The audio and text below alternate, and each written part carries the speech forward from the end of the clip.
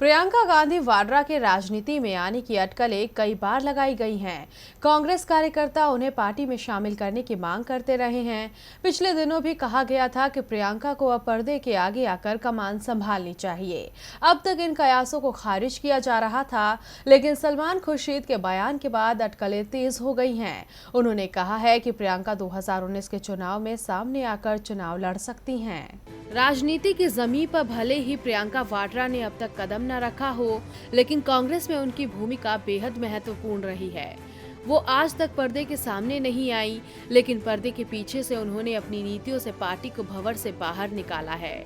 उन्होंने रायबरेली में मां का साथ दिया, तो सियासत में भाई राहुल गांधी को भी वो सीख देती आई हैं।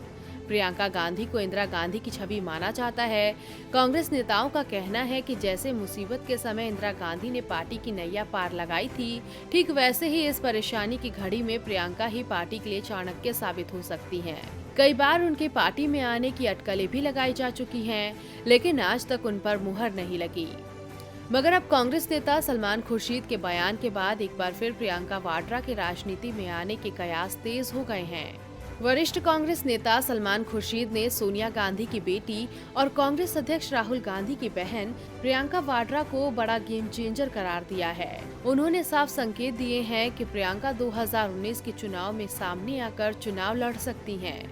एक अखबार को दिए इंटरव्यू में सलमान खुर्शीद ने कहा कि प्रियंका ने जिस तरह से राहुल गांधी और पार्टी को सपोर्ट किया है, वो जिस तरह से काम कर रही हैं, उससे पार्टी को सपोर्ट मिलता है। पर्दे के पीछे उनका बहुत ही अहम रोल है। वो पर्दे के सामने आ जाएं तो बहुत अच्छा है। अटकलें एक बार फिर तेज हो गई हैं, संकेत मिल रहे हैं, लेकिन इस बार इस पर मुहर लगती है या नहीं, देखना दिलचस्प होगा। लेकिन अगर प्रियंका पार्टी में आ गई तो ये पार्टी के लिए बहुत फायदेमंद होगा, क्योंकि जनता से लेकर कार्यकर्ताओं के बीच उनकी पकड़ मजबूत है। डीबी लाइव की रिपोर्ट।